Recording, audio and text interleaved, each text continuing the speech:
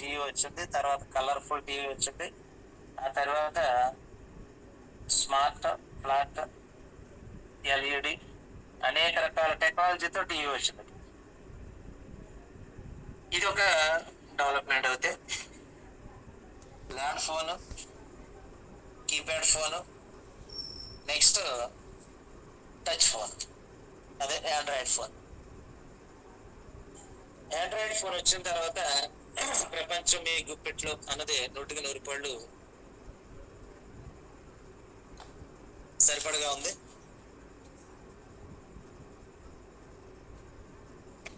తర్వాత డెవలప్మెంట్ ఎలాగుంటుంది అనేది పక్కన పెడితే, మరో పక్కన కంప్యూటర్, ఇంటర్నెట్, గూగుల్, ఈ సెల్ ఫోన్ వచ్చిన తర్వాత, టచ్ ఫోన్ వచ్చిన తర్వాత వాట్సాప్, యూట్యూబ్, ఫేస్బుక్, మెయిల్స్, అనేక రకాల యాప్స్, అనేక రకాల అప్లికేషన్స్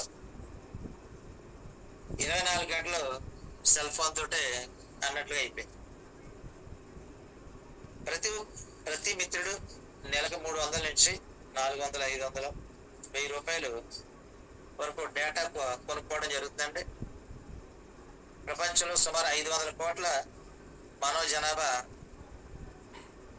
ఈ సోషల్ మీడియాలో, అంటే ప్రతి ఒక్కరూ సెల్ ఫోన్, సోషల్ మీడియాలో ఉన్నారు.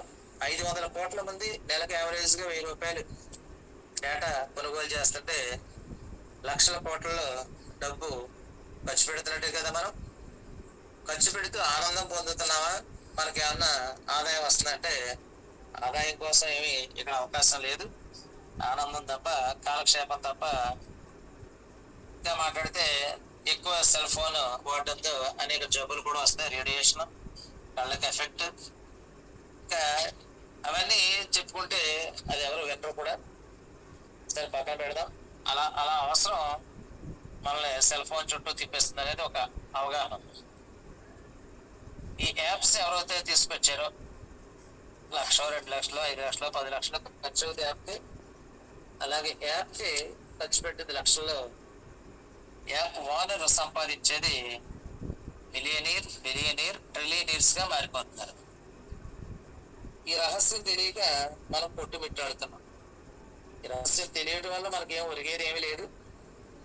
అవసరం వచ్చింది, సమయం వచ్చింది కాబట్టి ఈ రహస్యాన్ని తెలుసుకోవాల్సిన అవసరం వచ్చింది కాబట్టి ఆ రహస్యాల గురించి మనం మాట్లాడుకుందాం.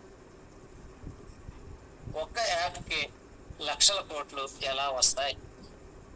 చాలా మందికి డౌట్ ఇది. అన్ని కవర్లు ఉట్టుకవర్లు అనుకుంటారు అనమాట.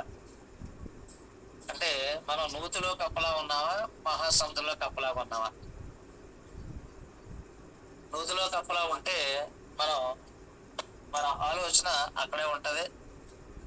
మహాసముద్రంలో కప్పలా ఉంటే మన ఆలోచన ఇప్పుడు నేను చెప్తున్న మార్గం వైపు ప్రయాణం చేస్తుంది.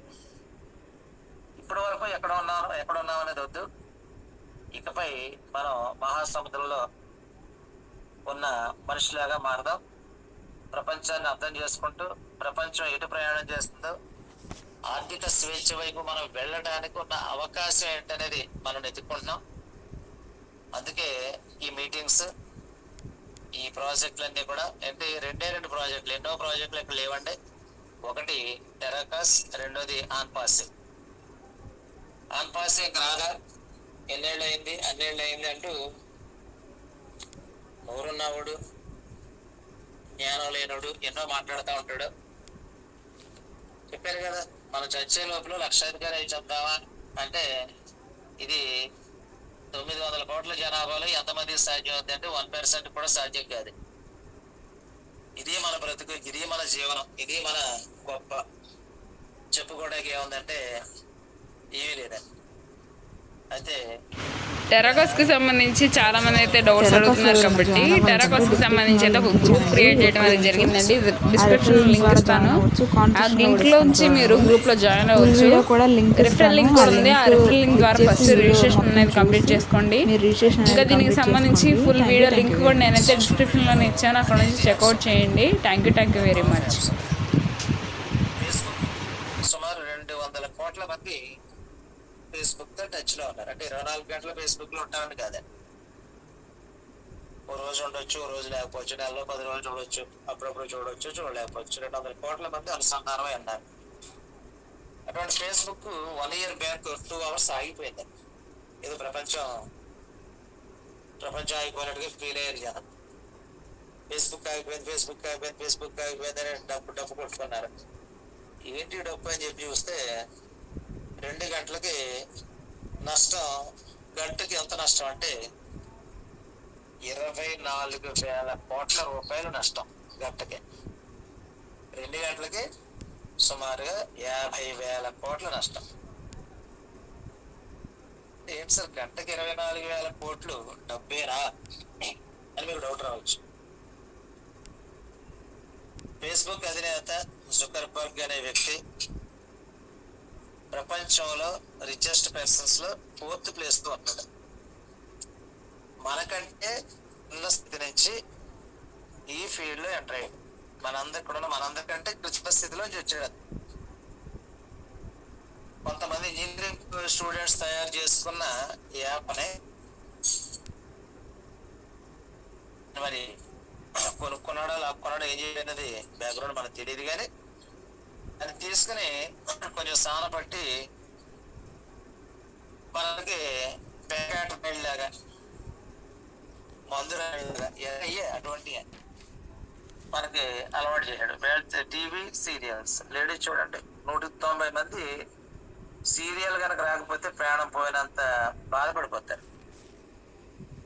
జీవితంలో ఏదో కోల్పోయాం అనుకుంటారా, ఆ గంట అది ఒక వ్యసనం అన్నమాట. ఇది మనం వ్యసనంగా మార్చుకుంటే జీవితం దుర్భరం అవుతుంది సార్. ఏది వ్యసనంగా మార్చకూడదు. సినిమా కష్టాలు, టీవీ కష్టాలు, సీరియల్ కష్టాలు అంటారు. ఇప్పుడు ఈ సీరియల్స్ చూసిన ప్రతి లేడీకి బీపీ కానీ డయాబెటిక్ కానీ ఇలాంటి రోగాలు చాలా ఈజీగా వస్తాయి.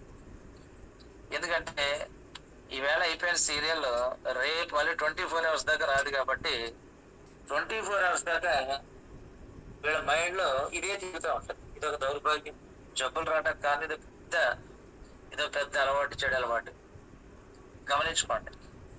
రైట్. అంటే ఒక యాప్ వల్ల 24,000 కోట్ల రూపాయలు గంటకు వస్తుంది. ఏదో కోల్పోయాం అనుకుంటారా, ఆ గంట అది ఒక వ్యసనం అన్నమాట. ఇది మనం వ్యసనంగా మార్చుకుంటే జీవితం దుర్భరం అవుతుంది సార్. ఏది వ్యసనంగా మార్చకూడదు. సినిమా కష్టాలు, టీవీ కష్టాలు, సీరియల్ కష్టాలు అంటారు. ఇప్పుడు ఈ సీరియల్స్ చూసిన ప్రతి లేడీకి బీపీ కానీ డయాబెటిక్ కానీ ఇలాంటి రోగాలు చాలా ఈజీగా వస్తాయి. ఎందుకంటే ఈవేళ అయిపోయిన సీరియల్ రేపు మళ్ళీ 24 hours దాకా రాదు. కాబట్టి 24 hours దాకా వీళ్ళ మైండ్ లో ఇదే తిరుగుతూ ఉంటుంది. ఇదొక దౌర్భాగ్యం. జబ్బులు రావడానికి కానీ ఇదో పెద్ద అలవాటు, చెడు అలవాటు. గమనించుకోండి. రైట్. అంటే ఒక యాప్ వల్ల 24,000 కోట్ల రూపాయలు గంటకు వస్తుంది.